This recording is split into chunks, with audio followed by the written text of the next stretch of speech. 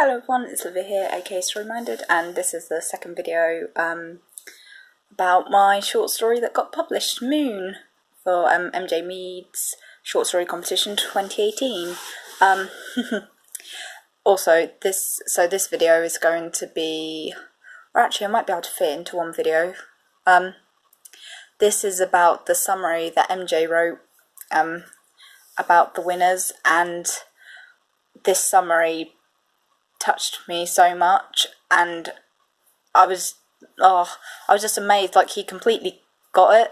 It was like, the funny thing is, when I found out that I won, my internet was actually acting up, but it was sort of like falling in and out, so for some reason I could get onto the internet, onto the actual website, but when I went to my inbox, because obviously I had work, and then after work I was like, right, get home, I need to find out, and I was actually pretty calm for the whole day, but towards the end of the day I started to get like these butterflies in my tummy, like, oh, I really want to find out, and oh, it's just always the way. I looked in my inbox and there was just no email there, like, at all, and I thought, even if I hadn't won, surely there would have been some form of, like, communication to let us know. And I was like, okay, just calm down. So I thought, right, I'll go onto the website. And I saw the first winner. I was like, okay, maybe I haven't won. Scrolled down, and this word jumped out at me: modern slavery. And I was just sitting there, and I was like, that's what I was trying to achieve with my short story.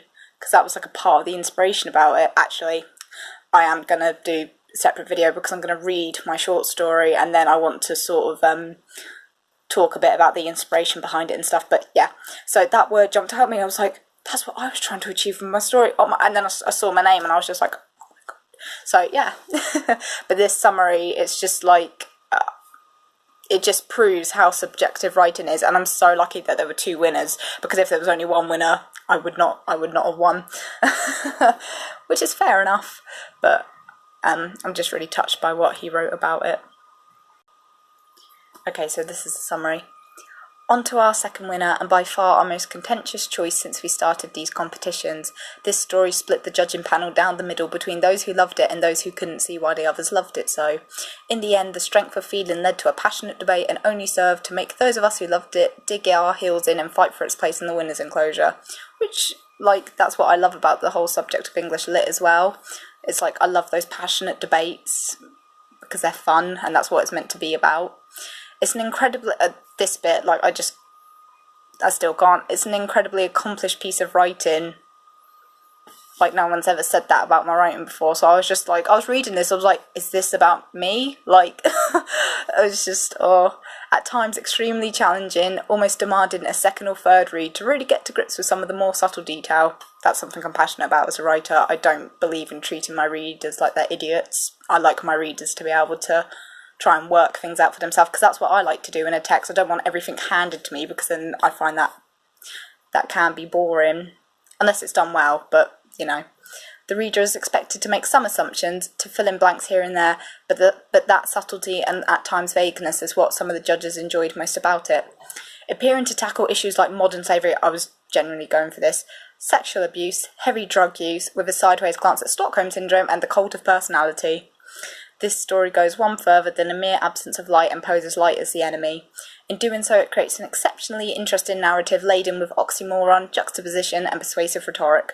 Our narrator's fragile and malleable mind is captivating to the last, even when as readers we cry for some kind of awakening. It's just such a cool summary. I love the summary so much, and he just completely got it though, because that was some of my inspiration from it. I was thinking back to all those news stories about how modern day slavery still exists and how these vulnerable people are just completely manipulated, and that was a part of the inspiration for it. So I was just like, wow, MJ can really analyse a text. So yeah, that was the summary, and in the next video I'll actually read the story and talk a bit about the inspiration more and stuff like that. But as you can tell from that summary, it is quite a dark story, so if you get triggered by that, then you won't want to listen to it, because it is quite a dark story. Anyway, if anyone's watched this, thank you, and good luck with your writing. Bye.